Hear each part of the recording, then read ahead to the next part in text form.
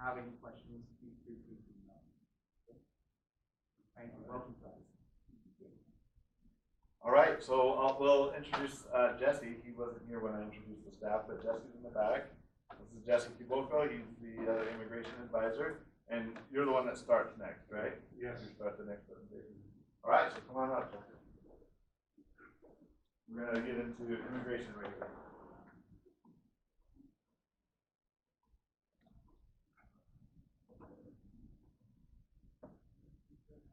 Good morning. Good morning. Good morning.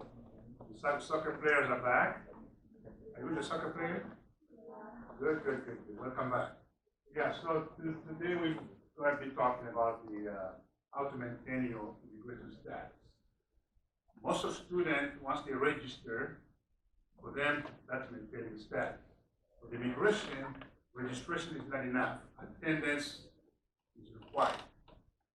So you can register for classes, and then the immigration find you somewhere in Washington, D.C. You need to explain what you're doing there.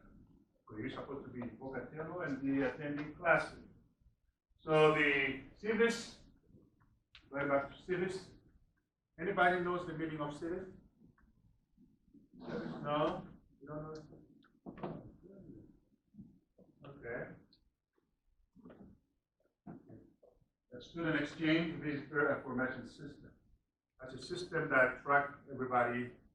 So if you're here and the system is not updated, we need to make sure that we work with immigration to fix it, so you can be you don't get into trouble in the future.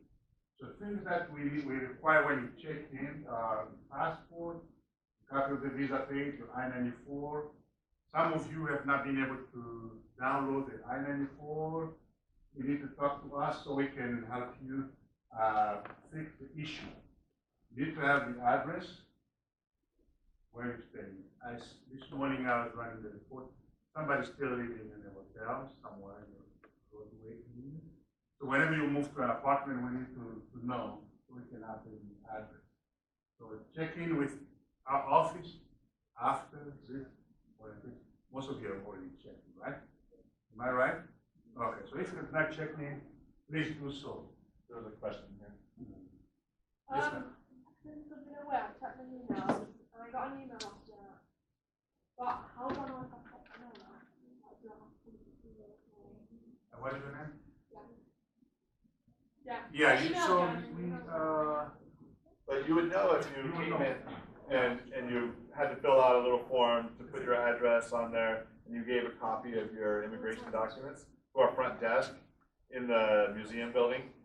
If you come to the museum building to our office. Not yet? Okay.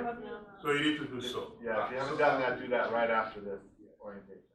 You have your I-20 here, the passport? We have it. Okay, good.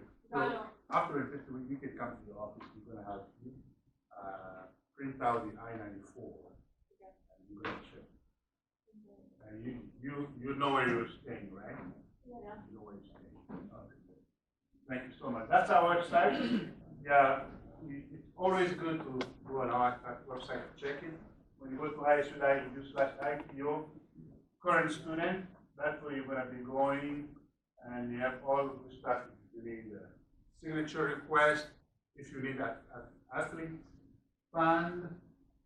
Did you have this form fill out? The athlete? The fund? You did that, right?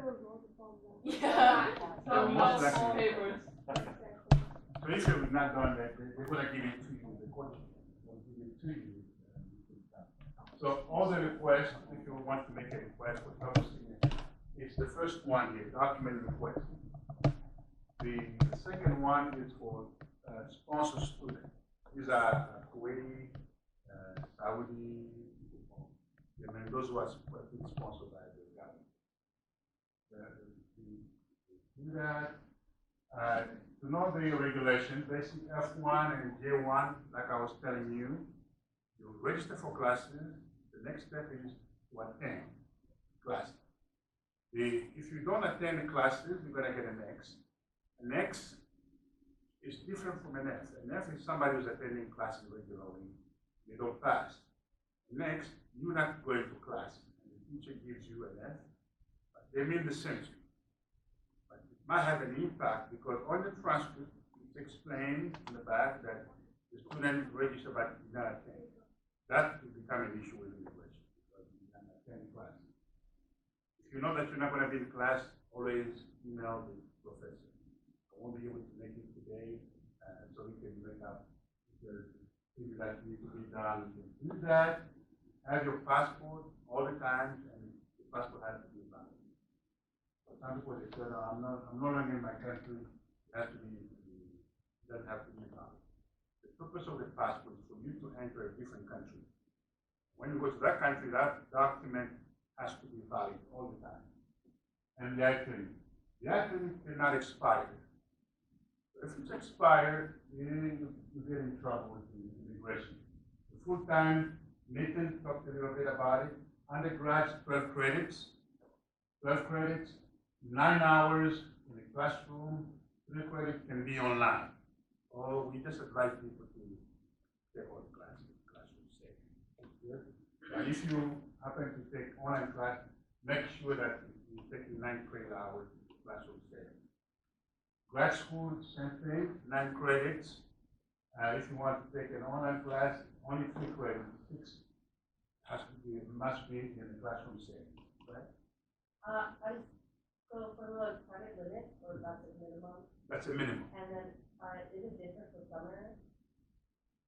If summer is not required, Okay. summer you can take classes. It doesn't, okay. Just to make sure that I'm still under like Yes, exactly. good information. Yeah, you I want to could. make sure. Pharmacy students, they do take some summer classes. Yeah, So, I am required to take summer classes yes, as well. exactly. So I was asking. Yeah, exactly. Yeah, for other majors, it's not really required for our immigration concern. Make normal progress. Just do better in school. You need to talk about it. If you start having issues, talk to your advisor. If you have people who are grad school, grad student, you need help, talk to them, make friends with them so they can be helping you instead of wasting their time. So make sure you do that and report your address change. They'll also say you have 10 days to notify the immigration.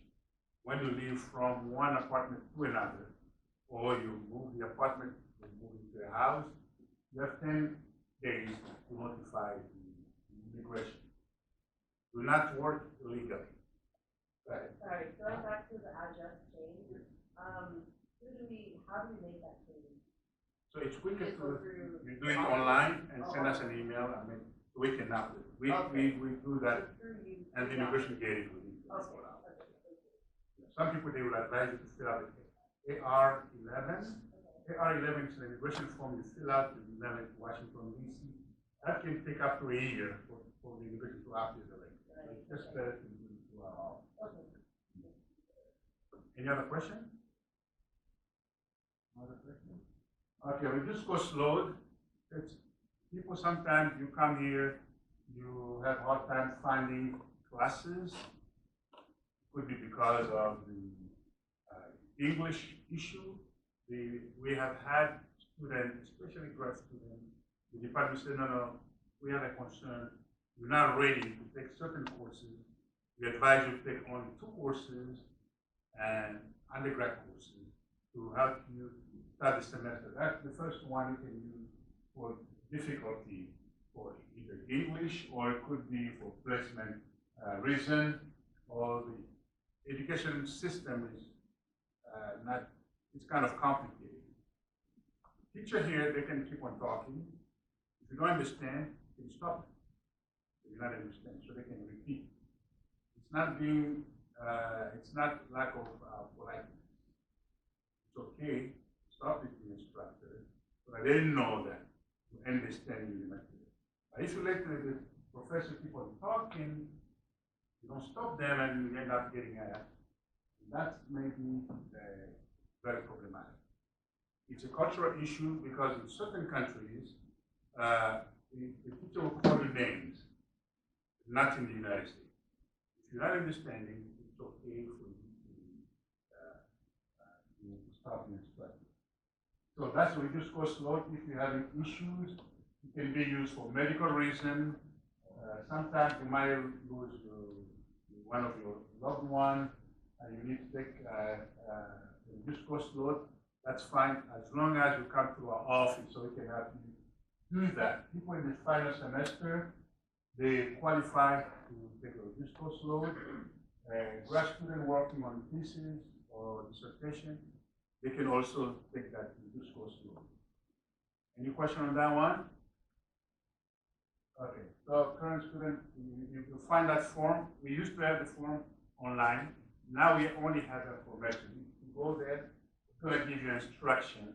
Like to get a form, you need to come, make an appointment and come to our office so we can give you that reduced course load form. Any question? So keep in mind, registering for classes is not enough. We will be attending classes. The traveling while school is in session. I'm not talking about athletes. Athletes can go play some different states. But if you're just a regular student who happen to be in Oklahoma on Monday or Wednesday, the immigration asks you what are you doing here, that can get you in trouble. So make sure you attend class regularly. So if you don't have any other question, I'm gonna We'll have to step out, so I'll do. okay, good. Thank you. Okay, thank you, Deputy. All right, so Khalil had to step out, so I'll take this part. I'm writing down some questions for a quiz at the end. We'll see how you guys do. I've got a few things we can give away if you answer the questions correctly. But we really want you to understand all of these things. Let's talk about your immigration documents real quick. Try not to lose them. They're very important to you, and I know most of you probably understand that already. Keep all your I-20s. Try not to spill coffee on them. We've had a problem of students being careless with their I-20s in the past, and so we do charge $100 if you damage your I-20 to have that replaced. Try and keep that from happening. So be very careful with it. We want you to. It's a very important document for you to have while you're in the U.S. So keep them in a safe place. Keep your passport valid. If your passport expires, you fall out of status. So you got to make sure that that passport stays valid and that you renew it at least 9 months ahead of time. Every embassy is a little bit different on timeline and how long it takes them. Your visa is your entry document. It's how you got into the U.S. So your visa, and even the U.S. media doesn't really know this, they get this term mixed up. The visa is just an entry document, it's not your status document. Who knows what your status document is? Your I-20. Along with your I-94, actually. So your I-94 is also it says on there what your status is, except one. Right? So your visa, if it expires, that doesn't mean your status expires. It just means that you can't get back into the U.S. and you try again. So if you travel, you're going to have to renew your visa. But you can technically stay in the U.S., let your visa expire, and still be in status and be just fine as long as your I-20 is not expired, right? Khalil's back. I'm going to go ahead and turn the time over to Khalil to finish up here.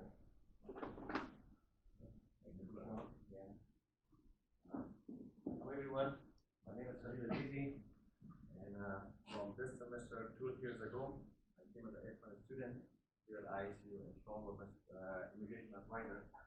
So I want to let you guys know this because I know it's a little bit scary, like with all the immigration information and academic and ISU policy, moving to a new city and new country.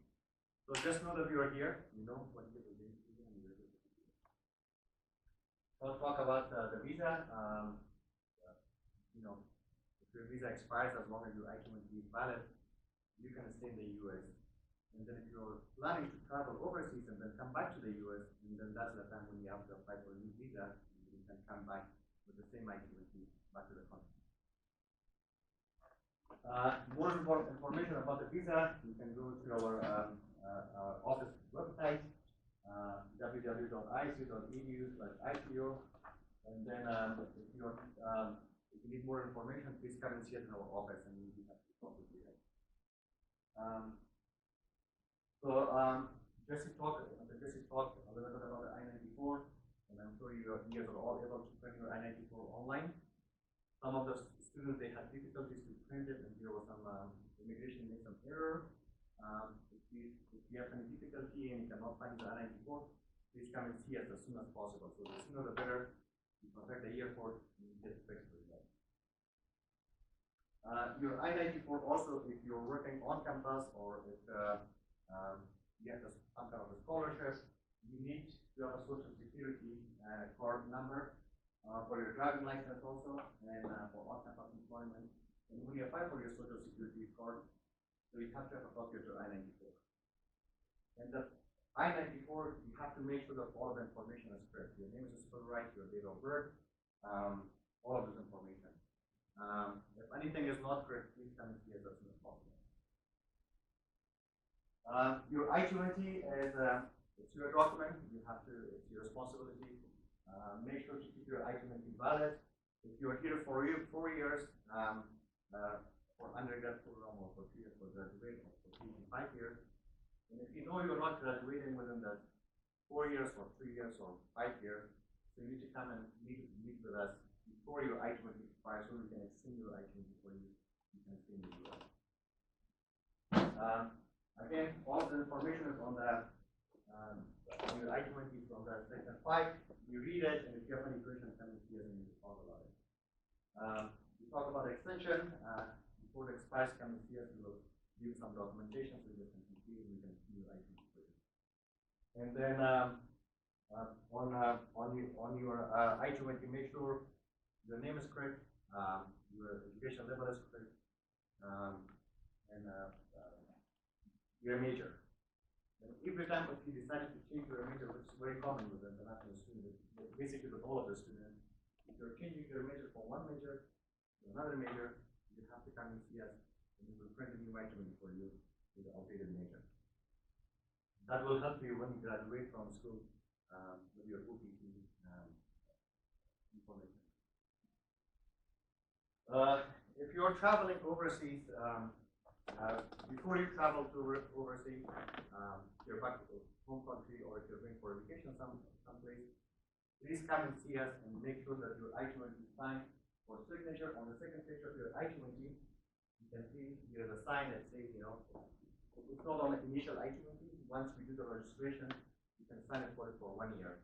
So from the day when we sign it, it's good for 1 year, and then you have to come to our office meet with us so we can sign, or you can drop it in the front desk. Like Sean said, you can use 5 business days it takes to for us to process it. If you're traveling to your back home country, you don't have to have a visa. If you're traveling anywhere else, make sure to contact the embassy in the US and get as much information as possible, and then you can travel. Have your valid passport. Every time when you're leaving that country, when you come back, you have to have a valid passport, valid I-20, and valid visa. So these are the 3 documents that you have to have with you. Otherwise, in the port of entry, there will be some trouble. So if you want to go home, like the business, you have to come see you and sign it. Yes. Bring your I-20 with you. We will sign it for you if it's already not signed. You can come and see us, or you can drop from the front desk. They will take it from you. We will make it so you will sign it. We will contact you and take it out. If they just ever have to have a I-94. You have to have an I-94. Yes. So the I-94 basically is showing that that you are here. And usually in the I-94, it shows from the date when you come in the U.S. and how long you can stay here. Basically, it should say DS, duration of the status. So everybody has to have an I-94. Is that in the passport? It's in the passport. No, it's not in the passport. It used to be in the passport like long time ago, and then they changed it to online. So yeah. You can go to Google, just type I-94. The website will come, and you just put your information, your first name, last name, date of birth, country of origin, and passport number. You can print it from there. Public access document. Jesse, talk a little bit about the changing of orders. Immigration requires all of the international students to update their information within the 10 days. let's say somebody's coming to the U here at ICU, they are staying in one place, and after a while they change their mind, they go to a new place. So from the day when you move into a new place, you have 10 days to update your order. And how do you do that? So you can do it through the Bengal web. You log in, I'm sure you guys are all familiar with it, logging to the Bengal web. So once you go to Bengal web, go right here to academic tools. And once you click on it, in the bottom it says update order and food number. If you're changing your food number or if you're changing your order, whatever changes you just have to report it to us. So once you update and report this to us, it comes to our office. So the orders update, how it works is, once you click it, if you are changing your orders from current to a different orders, then you have to click right here. And if you're adding a new address, then you have to click here. It can be mailing orders, permanent orders, and resident reside at orders. So these are the two orders that we really need to have. That's the regulation. You have to have a permanent order and reside at orders. And that's how you do it. And then on top of that form, you just basically put from the date when you're moving to a place. Usually, we don't ask us to put the end date because they don't know how long they will stay here. You can just leave that empty, and then you put the orders. And then, of course, your orders, if you're living on campus, you have to have the apartment number. Make sure to put all this information. City, Pocatello. If you're living on campus, the zip code is 83209. Off campus is 83201. And then you click submit, and then the information comes from Bingerweb to our office, and then from our office to your data to immigration. And if you have any question about this and you don't know how to do it, just shoot us an email. Say like, by the way, I moved from this place to this place. That's my order, and we will do it for you. Whatever makes it easy for you, we will help you get with it. Employment, I know Jesse talked a little bit about it. As an international student, you can only work on campus. You have to have a social security number. When you find a job, you go and talk to the supervisor. They will refer you to the human resource office for social security. And if you don't have social security card number, you can come to our office and we will do that process. The employment has to be on campus. You cannot work off campus. You can work 20 hours when the school is in session, but you can work up to 40 hours full time, or depending on the department budget, up to 40 hours per week on campus. And that can be during the Christmas break or the semester break or summer. Off-campus employment, in order for you to be able, some of the students, your major requires them to do some sort of internship. If the internship is off-campus, then you have to come and talk with us. We will give you authorization. We will put all the information in your I-20 after doing all the paperwork, and then you can work off-campus. I just want to make sure that you guys know that there is zero tolerance for off-campus employment without authorization from the office. And to ask some questions, because recently I tried to buy a job and I log into the hand shop and see about the work study. So is there any possible the information I can get at work study or the work study for people? Okay, so you're talking about some kind of employment on campus, and you were struggling to find a job, right? Yeah. So it's the student's responsibility to go, talk to the departments, and to find a job. What we can do is if a department email us and say like, we have this opening, we can forward the email to all of our students so you can apply. Otherwise, you can just need to continue to work with all of the departments, all of the offices, and hopefully, you guys will find something. And did you say something about work study? Yeah. Yeah, so work study, that is an issue. So work study, if you see a job and it says you have to have work study, what that is a federal program that's available only to domestic students. International students don't. It's part of the federal aid, FAFSA financial aid package that domestic students are applying for. So if the job requires what's called work study, then you're not going to be able to take that job, unfortunately, because you don't have federal financial aid from the government. What we've done is, what the university has done is created what's called a CPI program, it's a presidential intern program, to provide departments with money so that they can hire more international students.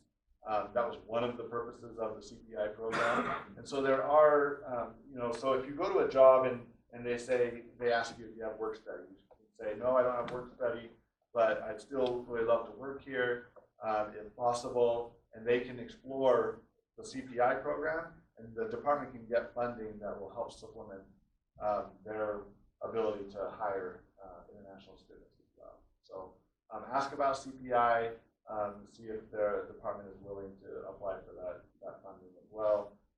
But yeah, you're right, the work study is not available to.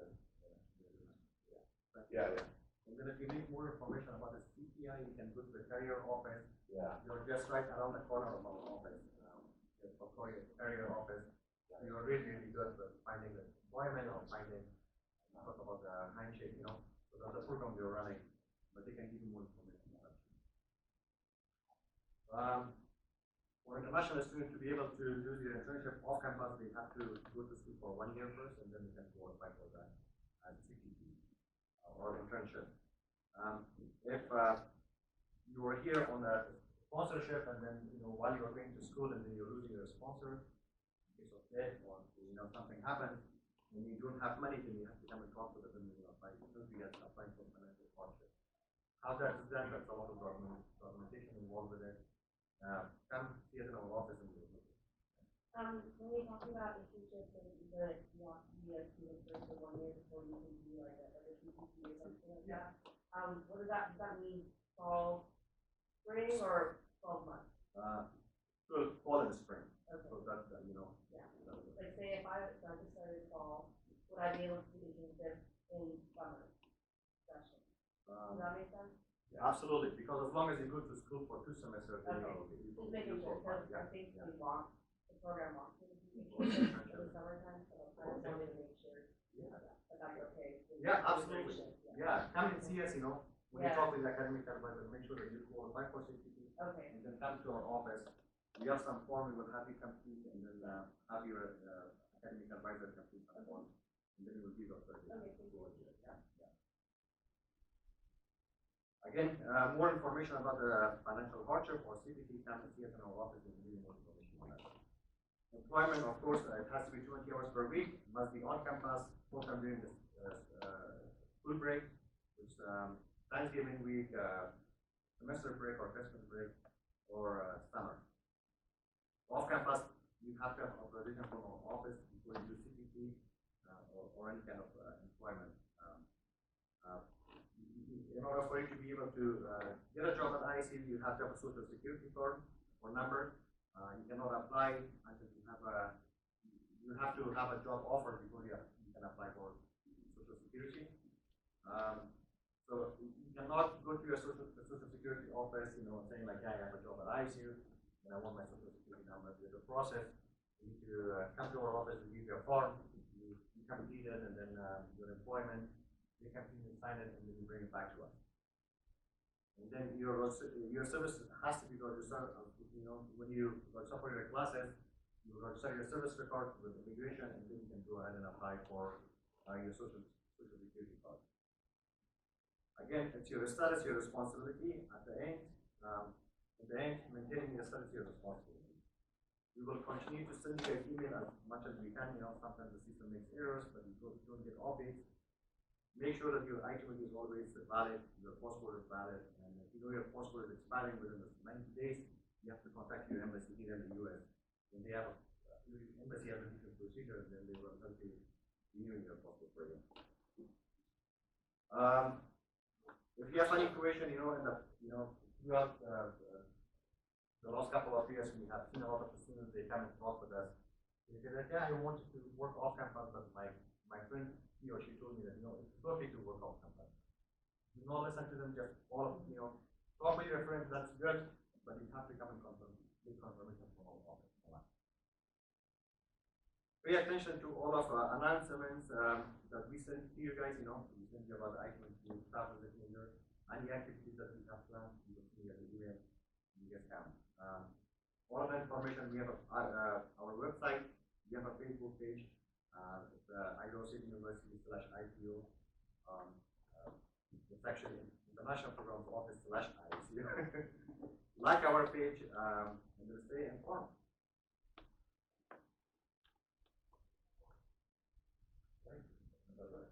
Thank you. Yeah, if you guys have any questions, please feel free to come and see us in our office and email us and thank you. Thank you guys. Welcome to ICU. Okay. So I'm going to ask some questions and see how well we retain some things. By the way, how's your first week of classes? Did everything go okay? Good, good. Hopefully you guys are feeling like you're getting used to things. I mean, it's only been a week so far, and a week and a half, but hopefully things are going well for you. And please let us know if you have any issues at all. We're here for you to help you. One of the nice things that I love about my office is I have advisors who have been students at one point. All of them, many of them, right? So Khalil is from Afghanistan originally. He came as a student. Jesse's from Congo, and he came as a student a long time ago. Yeah. And Nitin, he's from India originally, and he came as an international student. So they have been in your shoes. They know how it is to be an international student, and so I'm really happy to have them looking at us. Why is it important to maintain status? What do you think? You get a prize for it, exactly. What do I mean by maintaining status? Yeah. Yeah. So it's just abiding by the rules, right? So maintaining status is following the rules of immigration, okay? And it's important because you can fall out of status if you don't. And falling out of status, why is that bad? This is, yeah. It's like people who continue their studies, Yeah. see a lot of necessary outcomes that come from that. Right. Falling out of status. Right, exactly. And so what happens is when you fall out of status, you then have to apply for reinstatement if you want to get back in. Reinstatement, we didn't talk about that, and I usually do. I'm not talking my slides. But reinstatement is expensive. Jesse, how much is it now for a reinstatement? So $370. $370. Plus $85. Plus another $85 for biometrics. And $100 for us. Yeah, and $100 for us. So it's really expensive. And students do fall out of status. I'm going to talk about the most common reasons. I want to watch the time. Who has a class at 1 o'clock? Okay, so I'm going to try and get you out of here, okay, in time. 15 minutes before. But reinstatement is what you're going to have to go through if you fall out of status, okay? Let me ask some questions about what we talked about. How many credits does a graduate student have to be in face-to-face credits? Graduate student, up there. Okay, that's 9 is the minimum, 6 face-to-face, correct. So that means and everybody needs to understand this because there are some programs that have a lot of online courses. And you cannot take all online courses in a semester. It's against the law, okay? You have to be in at least 6, for graduate students, 6 credits face-to-face, and then as many online credits as you want. Undergraduate students, how many? Face-to-face, 9, I heard it, good. And then 12 minimum, right? And then you can take as many online credits as you like once you've met that face-to-face credit requirement, every single semester. How many days after changing your address do you have to notify us? 10.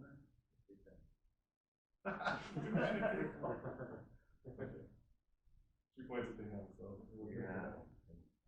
Good.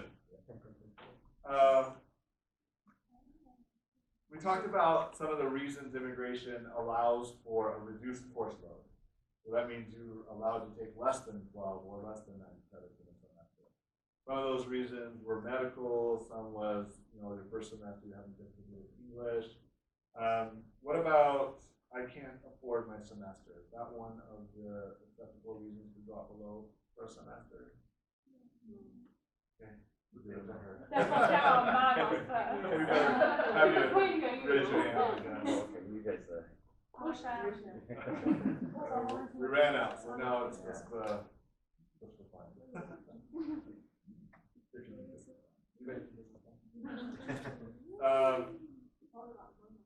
Yeah, not being able to pay for your semester is not a reason that immigration allows you to drop below full time. Immigration, when you've got your visa, that's why they ask for your financial documents to make sure that you can fund yourself while you're here, right? So they expect you to go home if you can't pay for your fees. If your visa expires, are you out of status? No, right? If your I-20 expires, are you out of status? Yes. Do you get a grace period? Does anybody know about the grace period? Nope, 90. After your I-20 expires, you do have a grace period for leaving the U.S. Anybody know? How many days? 60.